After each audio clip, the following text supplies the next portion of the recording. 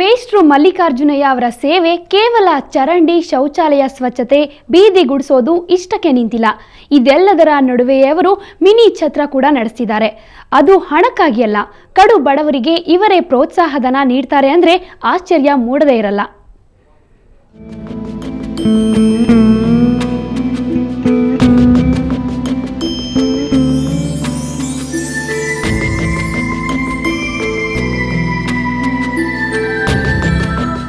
ಇತ್ತೀಚಿನ ದಿನಗಳಲ್ಲಿ ಮದುವೆ ಹೆಸರಲ್ಲಿ ಛತ್ರಗಳು ಸಾವಿರಾರು ರೂಪಾಯಿ ಕೀಳ್ತವೆ.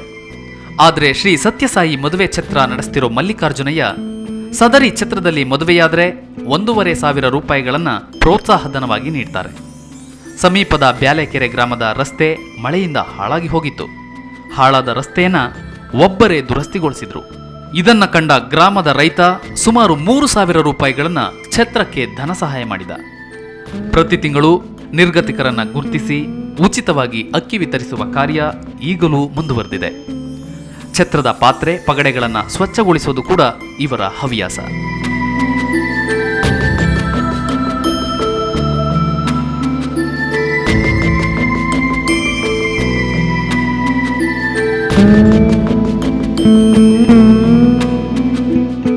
ಧರ್ಮಾವರ ಬೀದಿಯಲ್ಲಿರುವ ಸಾಯಿನಾಥ ಮಂದಿರವೇ ಇವರ ಕಾರ್ಯಸ್ಥಾನವಾಗಿದೆ. ಸ್ವಯಂ ನಿವೃತ್ತಿ ಪಡೆದ ಬಳಿಕ ಬಂದ ಹಣದಿಂದ ವಾಚನಾಲಯ, ಭಜನಾ ಮಂದಿರ ನಿರ್ಮಿಸಿದ್ದಾರೆ. ಇದರಲ್ಲಿ ಆಧ್ಯಾತ್ಮದ ಕುರಿತ ಪುಸ್ತಕಗಳು, ದಿನಪತ್ರಿಕೆಗಳು, ವಾರಪತ್ರಿಕೆಗಳು ಇವೆ. ಹಾಗಾಗಿ ಇದು ಓದುಗರಿಗೆ ಮೆಚ್ಚಿನ ತಾಣವಾಗಿ ಬಿಟ್ಟಿದೆ. ಇವರ ಈ ನಿಸ್ವಾರ್ಥ ಸೇವೆಯನ್ನ ಇಲ್ಲಿನ ಜನ ಕೊಂಡಾಡದೇ ಇರರು. ಸುಮಾರು ಅಂದರೆ ಒಂದು 10 ವರ್ಷದಿಂದ ಮಾಡ್ತಾ ಇದ್ದಾರೆ ಕ್ಲೀನಿಂಗ್. ಅದಕ್ಕಿಂತ ಮುಂಚೆ ಭಾಳ ಗಲೀಜಿತ್ತು. ಯಾರು ಬಂದು ಸರಿಯಾಗಿ ಕಸ ತೆಗಿತಾನೆ ಇಲ್ಲ, ಏನೂ ಮಾಡ್ತಾನೆ ಇಲ್ಲ. ಅವ್ರು ಬಂದು ಇಲ್ಲಿ ಕಸರೆ ಎಲ್ಲ ತೆಗೆದು ಎಲ್ಲ ಅಚ್ಚುಕಟ್ಟು ಮಾಡಿದ್ಮೇಲೆ ಒಂದು ಸ್ವಲ್ಪ ಕ್ಲೀನ್ ಐತೆ ಇಲ್ಲಿ ಚರಂಡಿ. ಅದು ಮತ್ತೆ ಕೇಳಿದರೆ 1 ಬಿಂಗೆ 2 ಬಿಂಗೆ ನೀರು ಕೇಳ್ತಾರೆ, ಹಾಕ್ತಾರೆ, ಪರ್ಕೆ ತೊಗೊಂಡು ಗುಡಿಸ್ತಾರೆ. ಆಗ ಚರಂಡಿಲಿರೋದು ಗಲೀಜೆಲ್ಲ ತೆಗೆದು ಸೈಡ್ಗೆ ಹಾಕ್ತಾರೆ.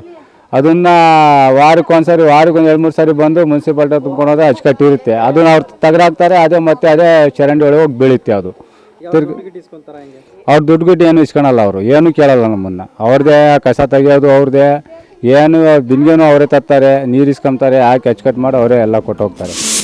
ನಿಸ್ವಾರ್ಥ ಸೇವೆ, ಸರಳತೆ, ಆಧ್ಯಾತ್ಮಿಕತೆ, ತ್ಯಾಗ ಮುಂತಾದ ಪದಗಳ ಅರ್ಥವನ್ನ ನಿಘಂಟಿನಲ್ಲಿ ಹುಡುಕಬೇಕಾದ ಇಂದಿನ ಕಾಲದಲ್ಲಿ ಗಾಂಧಿ ಆದರ್ಶಗಳನ್ನ ಮೈಗೂಡಿಸಿಕೊಂಡು ಸದ್ದು ಗದ್ದಲವಿಲ್ಲದೆ 2 ದಶಕಗಳಿಂದ ಕಾಯಕದಲ್ಲಿ ಮಗ್ನರಾಗಿರುವ ಅಪರೂಪದ ಮಾದರಿ ವ್ಯಕ್ತಿ ಅಂದ್ರೆ ಚಿಕ್ಕನಾಯಕನಹಳ್ಳಿಯ ಮಲ್ಲಿಕಾರ್ಜುನಯ್ಯ. ಇದನ್ನೆಲ್ಲ ನೋಡಿದ ಮೇಲೆ ಇವರಿಗೆ ನಮಸ್ಕಾರ ಮೇಷ್ಟ್ರೇ ಅಂತ ಹೇಳಲೇಬೇಕು ಅಲ್ವಾ? ದಯಾನಂದ್, ಸುವರ್ಣ ನ್ಯೂಸ್ 24/7, ತುಮಕೂರು. ಸರ್ಕಾರಿ ನೌಕರಿಯನ್ನೇ ಬಿಟ್ಟು ಈ ರೀತಿ ಸಾಮಾಜಿಕ ಸೇವೆ ಮಾಡ್ತಾ ಇದ್ದಾರೆ ಅಂದ್ರೆ ನಿಜಕ್ಕೂ ಗ್ರೇಟ್. ಈ ರೀತಿಯ ವ್ಯಕ್ತಿಗಳು ಕಾಣಸಿಗೋದು ಅಪರೂಪವೇ ಸರಿ. ಇದು ಈ ಹೊತ್ತಿನ ವಿಶೇಷ. ಕ್ಷಣ ಕ್ಷಣದ ಸುದ್ದಿಗಾಗಿ ನೋಡ್ತಾ ಇರಿ ಸುವರ್ಣ ನ್ಯೂಸ್ 24/7.